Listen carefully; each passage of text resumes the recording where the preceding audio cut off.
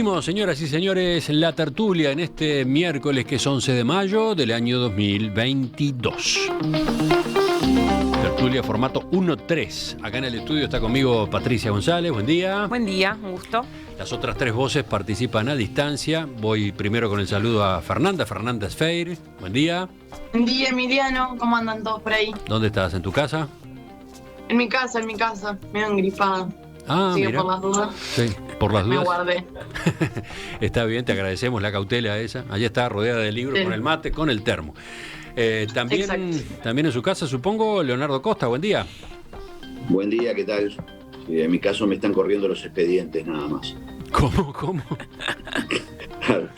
Tengo unos vencimientos y si no me daba para ir hasta la radio, si no se me ataba demasiado la agenda, ¿viste? Estoy como la serpiente, te mordí la cola. ¿Sí? Estás con trabajo atrasado. Bueno, y el último saludo es para Miguel Brechner. Buen día, Miguel. Buen día, ¿cómo están todos? Ah, Acá en mi casa, Sí. en la barbacoa de casa, porque hay una pequeña reforma arriba. Bueno, cambiaste de escenografía y ahora tenés arte detrás de ti. Después nos contás cuál es ese cuadro. Impresionante, ¿eh? Es un Felipe Martín. Ah, Sí, después. te iba a decir Felipe Martín. Te iba a decir eso, Felipe Martínez. Es un Felipe Martín. Estoy en la barbacoa de casa, así que Típico es. Te anda diría bien, que Nico. tenés que instalarte Bien, ahí bien. en el futuro. Es mejor, ¿eh? Es mejor. A los efectos de la imagen queda mucho mejor. Bueno, lo pongo, le saco una foto y lo pongo de back office y para la próxima cuando esté en mi escritorio. Y quería saludar a las ladies también. Ah, las ladies. O Bueno. cuando anda caminando, ¿verdad? Ah, bueno. Que nos ha tocado que anda caminando Miguel por ahí. Exactamente. Saluda, igual. Se reconoce a la gente y saluda, ¿sí? No, porque nos tocó una tertulia en que él caminaba, no sé si te acordás. Ah, sí. Que Bueno, iba caminando desplazándose de un lugar a otro. Hemos tenido todas las posibilidades con Miguel. Bueno, vamos a nuestro primer tema. El ministro del Interior, Luis Alberto Heber, se reúne hoy con el presidente Luis Lacalle Pou para discutir medidas destinadas a contener la suba que se está dando en los homicidios.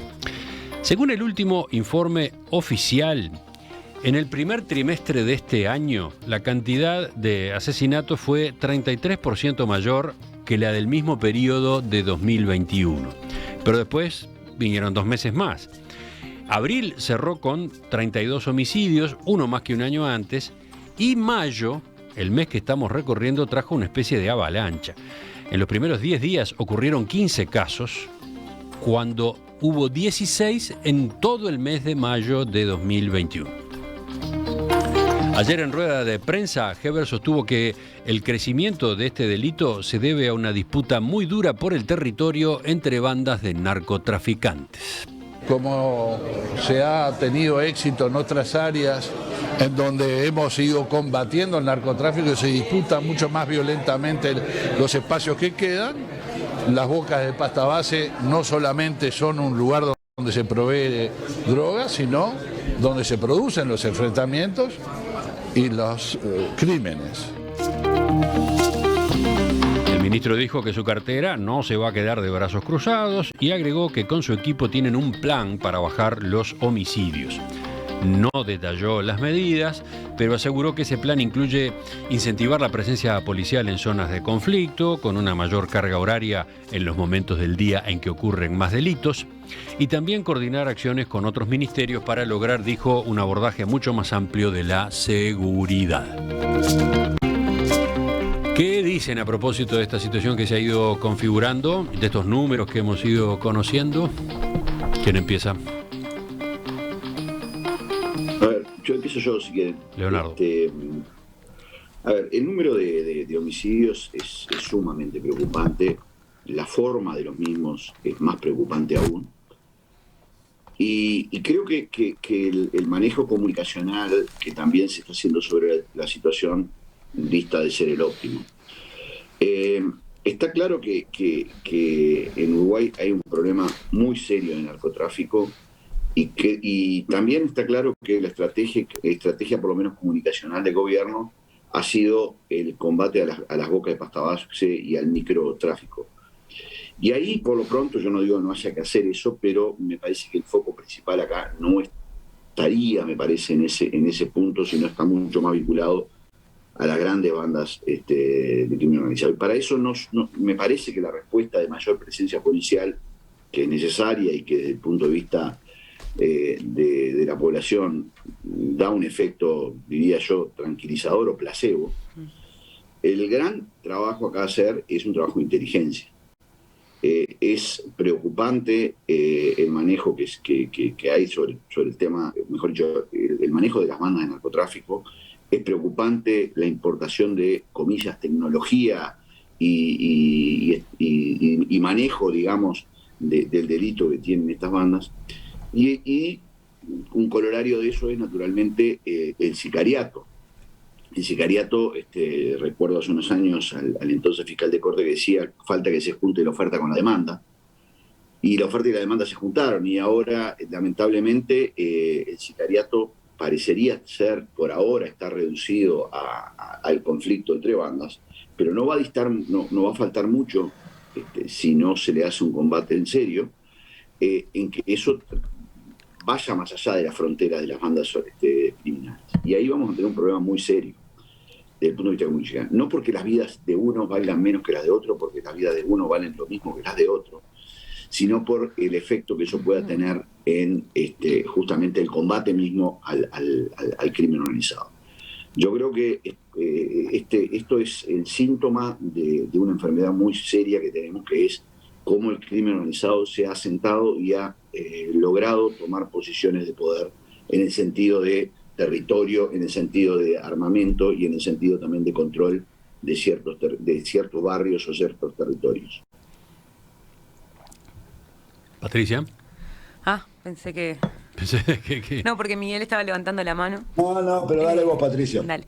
No, venía justo en la misma línea de Neco. Vuelvo a decir que me rechina mucho la forma en la que se expresa el ministro del Interior. Me parece que no es nada menor. Creo que hay comentarios que son desatinados, que son irresponsables, que me gustaría que se analizara eso desde el gobierno, de ser un poco más cuidadosos, sobre todo hablando de personas asesinadas. Entonces, capaz que los comentarios sobre si eran malas personas, buenos vecinos o malos vecinos deberían quedar por afuera de las palabras del ministro, porque de verdad me parece que la comunicación política es una cosa importante. Comparto lo que plantea Neco y vengo también y traigo otra preocupación que lo han expresado los colectivos organizados en torno a los clubes de cannabis, que hay una persecución enorme a los clubes de cannabis, a la gente que planta marihuana en su casa, ¿no? Hay una estrategia de, bueno, hay gente presa por eso, ¿no? Por tener, porque como dicen ellos, pesan las plantas con la tierra, entonces eso hace que estén por encima del número, del peso que se puede tener. Y en general estamos hablando de la mayor parte de la gente que planta marihuana, la planta para consumir. Y eso, y he visto muchas fotos en estos días de golpe al narcotráfico y son 2 bolsas de marihuana, y no veo los golpes al narcotráfico de verdad, ¿no? Entonces, y después aparece un contenedor en Hamburgo con cocaína, y el acusado termina pudiendo irse a cazar a Argentina porque se entiende que eso no es peligroso y que no es de peligrosidad. Entonces, creo que está habiendo una estrategia. Bueno, ni hablar, como punto 3 en eso, es el aumento de la cantidad de mujeres presas en la cárcel de mujeres, ¿no? Por microtráfico. Entonces, yo tiendo a pensar, no soy una especialista en este tema, tiendo a pensar que el microtráfico es una cosa importante, pero los problemas que estamos teniendo son problemas un poco más serios, ¿no? Entonces, ¿cuál es la estrategia en tanto al narcotráfico, que son las personas que tienen armas, que matan a otras personas, que tienen redes internacionales? Yo creo que es eso a lo que hay que apuntar. Y en ese sentido, no veo ninguna medida del gobierno tendiente a eso. Al contrario, cuando veo los grandes golpes al narcotráfico, veo 2 o 3 bolsas de marihuana, y en un país en el que la marihuana es legal, porque también digamos eso. Entonces, creo que esto que plantea el ministro, que tiene una estrategia, bueno, no la conocemos, no la vemos, pero tampoco la estamos viendo en acción. Lo otro es que, y con esto termino, había un planteo que el aumento de la presencia policial, no todo el relato que había hecho Larrañaga en su momento y que siguió en la línea de Heber de el aumento de la presencia policial va a hacer que los territorios sean más seguros. Bueno, más inseguro que un homicidio a luz del día en un barrio, no sé si hay algo que pueda generar más inseguridad que eso. Entonces, evidentemente, la estrategia que están teniendo no es una estrategia adecuada. Hay oyentes preocupados que dicen, por ejemplo, caso de Álvaro, Uruguay se latinoamericanizó y todavía falta. Lourdes dice, acá vamos camino a El Salvador. Sí, son algunas de las referencias, algunas de las peores preocupaciones, digamos, ¿no? Miguel, ¿tú? A ver, yo lo quiero. A ver, yo estoy muy triste, muy preocupado y muy alarmado, porque, digamos, por mi formación será o lo que fuera, cuando hay un problema hay que ponerlo sobre la mesa y tratar de resolverlo. Y yo les voy a hacer una prueba del 9 y les voy a leer unas frases. Estamos convencidos que el aumento de la violencia en Uruguay no es producto del fortalecimiento de bandas delincuentes, sino de enfrentamiento entre ellos. Se ha generado una disputa de territorios muy dura. Ajunte de cuentas que usted no pagó y le toman represalias, ahora están en una guerra por territorio, por mercado, y eso produce un alto porcentaje de homicidios. Nosotros no minimizamos las muertes por enfrentamientos de bandas. No era una familia que progresó por sí sola. Si yo les pregunto qué dijo Bonomi y qué dijo Heber, seguramente no vamos a poder saber cuál dijo qué. Pero durante años se burló de una cosa y ahora se usan los mismos argumentos y no se trata de resolver. Y a mí realmente me pone muy mal porque no es un tema de tirar de la piola de quién tenía razón. O sea, no sigo tampoco comentarios de legisladores que están circulando en la red por respeto y porque creo que no le hace bien al sistema democrático, pero sí tenemos que sincerarnos y darnos cuenta que es un problema. Pasa un poquito en limpio eso que estás diciendo, que no vas a referirte a comentarios que andan en redes. Sí, hay un comentario que hace el senador en su momento, el senador Lacalle, sobre Bonomi, que vale para Heber hoy. Entonces, ahora entiendo, sí, lo sacó a relucir Gustavo Leal, ¿no? Recordó correcto, dichos de Lacalle criticando a Bonomi que hoy serían aplicables a Luis Alberto Heber con estas últimas declaraciones. Pero no hay ninguno nada más, no son de las declaraciones que le leí, algunas son del 2017 o del 2018, la de Heber del 2021, de ayer o anteayer la de que no eran familia que progresó por sí sola. Y los que conocemos un poco de historia, vemos para el camino en que vamos, y en vez de tirarse resolvamos el problema, tratemos de resolverlo y no hagamos más discursos. Tú estás diciendo que tampoco en la administración anterior se lo encaró bien. Pero es un problema gigante, pero la forma de resolver el problema no es echarle la culpa a la administración anterior, ni es abordar el problema de una manera lo más integral posible, de una manera focalizada. O sea, si uno está preparado, tiene que tener un plan. No puede ser ahora, voy a venir con un plan nuevo. El narcotráfico va creciendo en este país hace muchos años. Y nos hemos dedicado a que las personas que hicieron trabajo bueno, inspectores, comisarios, etcétera, a todos los estamos criticando por algo como que son los responsables ellos.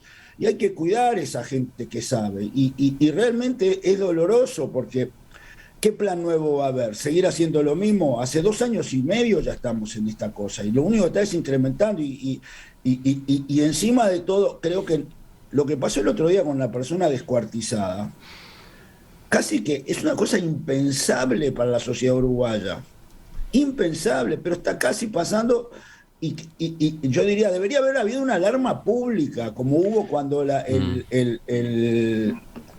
robo de la pasiva, que la gente se horrorizó. Debería haber algo un poco más sensibilizante. Ya hubo y hace tiempo hubo otro tipo de salvajadas, ¿no? Por ejemplo, que se retiene o se secuestra, entre comillas, a un consumidor de drogas que no paga y para forzarlo a que pague se le corta una oreja, ¿no? Y se hace claro. circular esa oreja cortada. Lo que pasa, Eso ha pasado, lo que pasa es que no se denuncia, no es que no aparece públicamente, uno se entera o termina apareciendo porque fulanito se lo comentó, porque de casualidad en las redes sociales no sé qué, pero no hay una presencia pública de ese otro tipo de violencia, ¿no? Me permitís una cosa, Emiliano. En realidad, a los ciudadanos nos pasa lo siguiente. Cuando uno ve esos crímenes que dice Miguel, y apoyo todo lo que dijo Miguel, comparto la visión, en general uno dice, bueno, a mí no me van a cortar la oreja porque yo no estoy en eso. Y uno siempre le preocupa la rapiña, porque la rapiña es cuando uno entiende que uno puede ser víctima. Y esto estoy simplificando lo que nos pasa a muchos, o que le pasa a muchas de la ciudadanía. Y el problema está en que las líneas de violencia no se limitan a la rapiña, van mucho más allá. Y cuando uno simplifica, sobre todo desde el punto de vista de la política criminal, que la rapiña está más castigada que el homicidio, es porque en el fondo estamos legislando para la tribuna. Porque creemos que la rapiña es lo que le puede tocar al ciudadano y no el homicidio. Y eso es un gran error, porque la rapiña, en definitiva, más allá de la violencia, es mucho menos que el homicidio. Entonces, hay un tema serio de política criminal y otro tema que comparto y quiero remarcarlo con Miguel. Discúlpame, Fernanda, pero no podía no hacer este tema. Es, con echarle la culpa al que se fue, no solucionamos el problema. Y con decir antes era igual, a mí como ciudadano, la verdad, me preocupan los resultados y me preocupa la seguridad, no me preocupa quién lo hace. Y ahora, sí, Fernanda. Y yo comparto que estamos ante una situación urgente y muy grave. Vengo en una línea similar a la que estaban planteando los compañeros. Yo no comparto la forma de comunicación que se está llevando a cabo.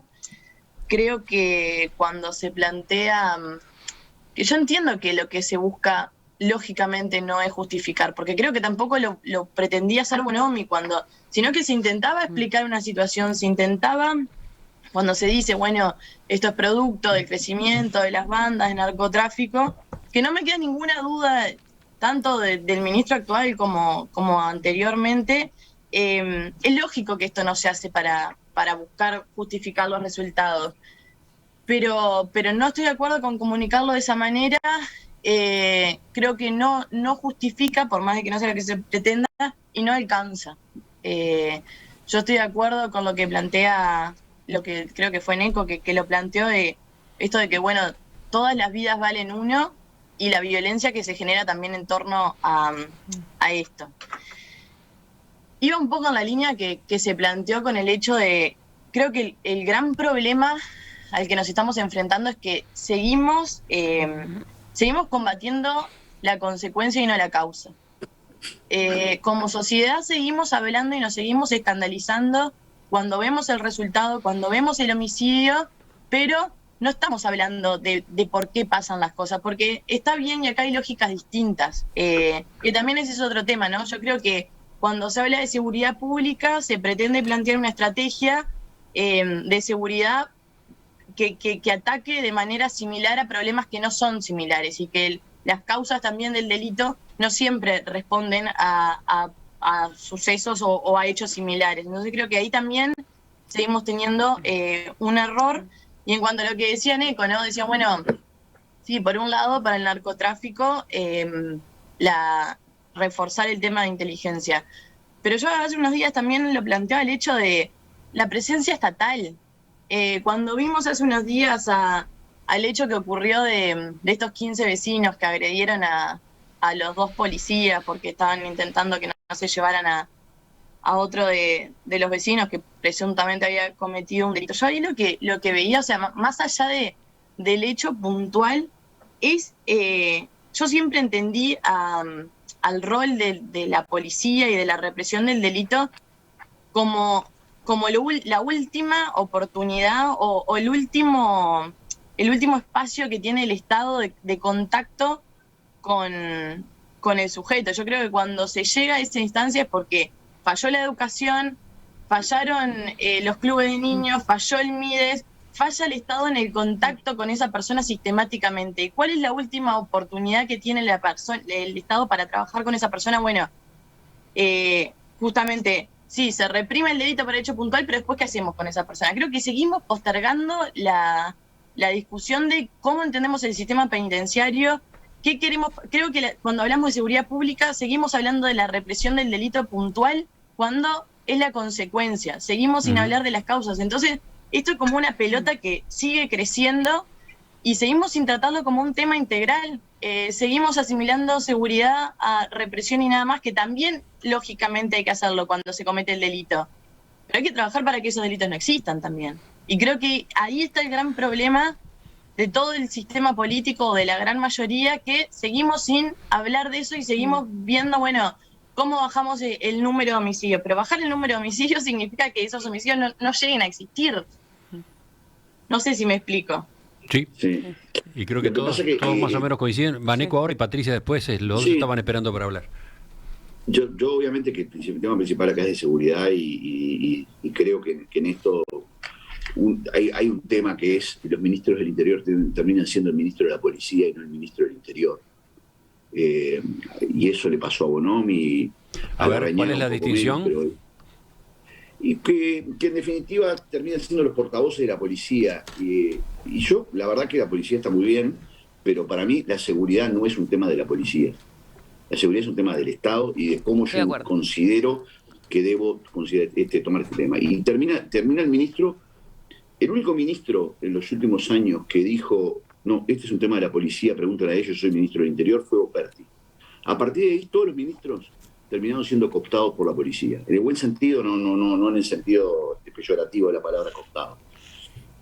¿Qué quiere decir esto? Que terminan tomando el discurso de la policía y no asumiendo el tema de la seguridad.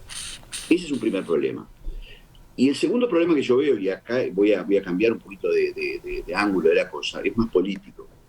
Si el gobierno entendía que la seguridad era parte diría yo, de la bandera o el portaestandarte de la gestión, y que en definitiva la LUC era parte de esa hoja de ruta, si a su vez no se hace un cambio importante en esto, eso se le va a volver en contra, porque la seguridad, si seguimos así, probablemente no se termine resolviendo, y además lo que fue el supuesto remedio no va a atacar la enfermedad, que el remedio no era ese, por supuesto, pero no importa. Lo que quiero decir con esto es que me parece que el presidente de la República tiene un desafío muy grande de un cambio de timón en el breve plazo para tratar de alguna manera de poder... Cambio de timón. Sí, por ser medio eufemístico, ¿verdad? Cambio de timón, cambio del titular del Ministerio del Interior. O cambio de la gestión, o cambio de las personas en esto, si no se cambia la gestión, poco importa. Lo que quiero decir, tienen que mirar esto como... Estás hablando de cambio de las dos cosas, entonces. Neco está proponiendo la caída de Heber. No, yo no, porque no estoy proponiendo eso, porque además nunca me sumé a que fuera Bonomi, ¿no? Porque me parecía que si en definitiva vengo yo, viene Fernando, viene José y hace lo mismo, poco importa. Creo que es muy importante que lo vea como un tema político esencial el presidente esto. Sí, yo ahí en la línea de esto que plantea Neco, creo que hay una cosa que pasa con los ministros del Interior que terminan siendo tan parecidos entre sí y terminan tan alineados entre sí, que hay algo del sistema o de cómo funciona el sistema, ¿no? Neco hacía un análisis, yo no sé, puede ser, tendría que reflexionar un poco más sobre eso, pero evidentemente hay un punto de vista de los ministros del Interior que cuesta después moverlos, correrlos un poco de ese lugar. A mí una cosa que me preocupa también en esta discusión del narcotráfico es cómo vuelve a no entrar el tema del consumo de drogas, porque no discutimos eso. Y ahí para mí tenemos una discusión súper hipócrita, social y política. O sea, hay una hipocresía enorme porque no nos gusta hablar del consumo de drogas, porque nadie quiere reconocer que consume drogas, Pero en parte cuando los movimientos sociales pusieron arriba de la mesa la despenalización del consumo de marihuana y la despenalización de la producción de marihuana, lo que se estaba poniendo arriba de la mesa era que un botija joven, adolescente, que quería fumarse un porro, no tenía que ir a una boca o meterse adentro de una boca. Y eso, efectivamente, ahí hubo un cambio bastante importante. El punto es que la gente en este país no solamente consume marihuana, se consumen otras cosas. Si hay narcotráfico, ustedes podrán decir, ¿Uruguay es un país de paso, intermedio? Sí, es verdad. También es verdad que hay consumo de drogas acá, local, interno, ¿no? De cocaína, de éxtasis, de ácido, de pasta base. ¿Y quién consume? No consume nadie. Porque, ¿no? O sea, no estoy diciendo que hay que hacer responsables a los consumidores, ni mucho menos. Estoy diciendo que hay una condición social, una forma en cómo se estructuran las sociedades y cómo discuten los consumos, el alcohol, las pastillas, los ansiolíticos, los antidepresivos, todo lo que se consume en general, que es una discusión que nos cuesta muchísimo dar en el espacio público, porque nadie quiere decir, ¿no? Nadie quiere levantar la mano para decir yo soy parte del problema. Entonces, y yo creo que un gran logro del proceso de la discusión de la marihuana fue ese, que habilitó a discutir, a decir, bueno, sí, esto es algo que, ¿no? Que me acuerdo de la campaña de salir del closet y decirle a tus padres que no vas a robar a nadie porque te fumes un porro, decirle a tus abuelos que fumas porro, que no pasa nada. Entonces, y por ejemplo, lo pongo arriba de la mesa el consumo de pasta base. ¿A qué se asocia? ¿Está asociado a la crisis? ¿Está asociado a algunos niveles socioeconómicos? ¿Está asociado a la capacidad de las personas de sostener una vida súper hostil y terrible? ¿Por qué y para qué las personas consumen droga? Porque ahí hay un gran punto importante para discutir el narcotráfico. Pero es una de las discusiones que es mucho más fácil discutir sobre los ministros del Interior que pensar el problema social un poco más integral. Miro a Fernanda y la encuentro totalmente de acuerdo, por lo visto. Sí, en esto último que estaba mencionando Patricia, yo creo que hay situaciones, hay discusiones a las que le escapamos, porque al final del día, y creo que al principio un poco también, tienen que ver con esto de que mientras, capaz que hoy Neco también lo mencionaba, no en este sentido, pero mientras el problema no se me acerque o no tenga que ver conmigo, prefiero no verlo. Yo creo que es la reacción que tenemos también como ciudadanía en general. Obviamente siempre está mal hacer generalizaciones, pero pues pueden ser muy injustas, pero sí creo que es la actitud en general. ¿Por qué el sistema político no discute el sistema penitenciario? ¿Por qué el sistema político le cuesta tanto? ¿Por qué el sistema político no problematiza que las personas privadas de libertad no puedan ejercer su derecho al voto? Y esto yo creo que tiene un correlato directo con lo que la ciudadanía espera. O sea, es crudo y es duro lo que voy a decir, pero el problema es que esto te hace perder votos. Y los políticos no quieren perder votos. Entonces el político, muy pocos están dispuestos a ponerle el foco a la persona privada de libertad y a cómo trabajamos con esa persona privada de libertad. ¿Por qué? Porque es lógico también cuando la gente sale a la calle y pide seguridad, y esto también es un tema de recursos. Y cómo si esto no es como un gran pacto social y no está acordado de que estamos convencidos de que hay que destinar recursos y fondos públicos a la rehabilitación y el tratamiento de estas personas, lógicamente, y que eso impacta, o sea, porque yo ya no lo pido ni que sea por una cuestión de derechos humanos. Yo a los que no lo comprenden o no lo comparten desde ese lugar, sí les pido que lo vean como un tema de seguridad pública. Y otra cosa que me quedó colgada, cuando hoy se decía, bueno, el ministro del Interior termina siendo el ministro de la Policía. Yo creo que también es muy difícil. Me estoy escuchando. Ahí está. Yo creo que también es muy difícil porque también logro ponerme en el lugar de esa policía que muchas veces se siente desamparado, que tiene que ponerle el cuerpo todos los días a su trabajo, que no sabe si va a volver viva o no, que vive su trabajo con una tensión muchas veces mucho más grande que cualquier otro trabajo. Entonces creo que también es difícil para el ministro del Interior o la ministra del Interior no empatizar y no proteger a sus funcionarios, porque de verdad es muy complicado y muy jodido lo que se expone la Policía Nacional todos los días. Entonces también creo en esas discusiones que no damos que que yo de verdad no sé si, por ejemplo, que no lo estoy dando como posición tomada, pero sí es algo que me replanteo y lo pienso mucho, el hecho de si la privación de libertad tendría que estar a cargo del Ministerio del Interior. No, claramente no. Claramente Bueno, no. por eso es una de las preguntas y es una de las discusiones que tenemos que hacer, porque invertimos los roles, o sea, la persona que se tiene que encargar de perseguir y de reprimir el delito, a la que tenemos que proteger en su función, al mismo tiempo le estamos pidiendo que trabaje y que rehabilite a esas personas que persiguió.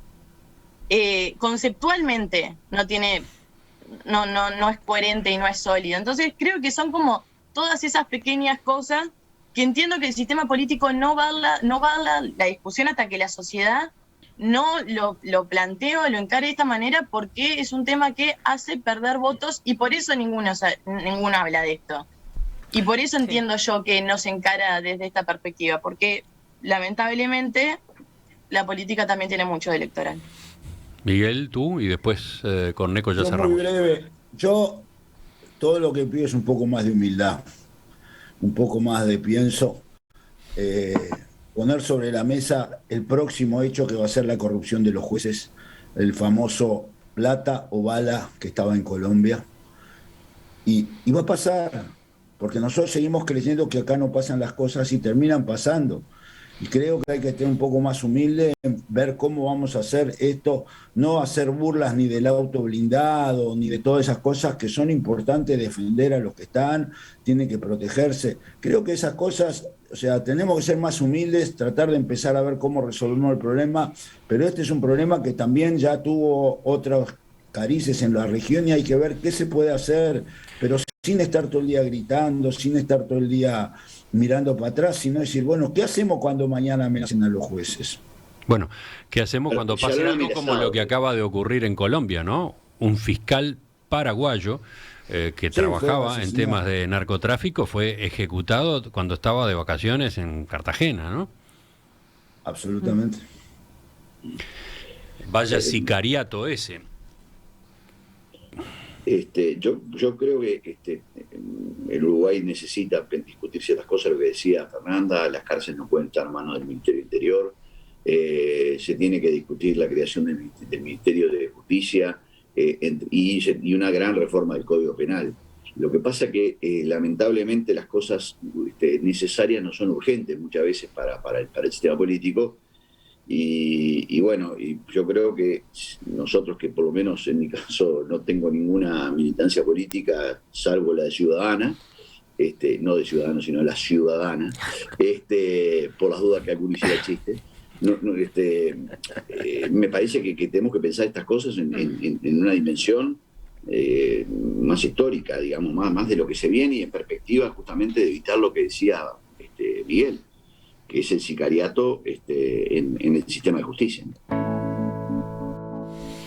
Qué leer, qué elegir de los mensajes de los oyentes, son tantos y tan interesantes. Primero recuerdo la entrevista de la semana pasada con el comisionado parlamentario para las cárceles, Juan Miguel Petit. Él cuando reclamaba que se actuara para evitar que vayan a parar a la cárcel algunas personas, especialmente jóvenes, para agarrarlos a tiempo, se concentraba en los jóvenes que están en las esquinas sin nada que hacer. Y decía, sobre esos jóvenes, la aspiradora del narcotráfico es mucho más eficiente que la aspiradora de las políticas del Estado. Esa frase, la de la aspiradora, succionadora, en otro momento habló de la máquina succionadora, me pareció fuerte, me pareció interesante para la reflexión. Y después, bueno, de los mensajes de los oyentes, de Gastón, que dice, la educación y la educación en valores son la madre del problema. Obviamente, mientras tanto, debemos como sociedad cuidar a todos los ciudadanos, a los que rapiñan y a los que andan esquivando balas perdidas por los enfrentamientos entre bandas o ajustes de cuentas. La policía tiene que estar y ser apoyada por políticas de Estado fuertes y que la seguridad no sea botín político de las campañas. Acá aparecen cantidad de puntos, ¿no? Cantidad de puntos. Entre ellos las víctimas que no tienen nada que ver y que terminan ocurriendo, por ejemplo, por enfrentamientos entre bandas, ¿no? ¿Cuántos errores hay cuando se manda a ejecutar a alguien. ¿Cuántas veces hemos dado las noticias de un muerto equivocado, ¿no? O muertos accidentales, porque las balas salieron para otros lados, ¿no?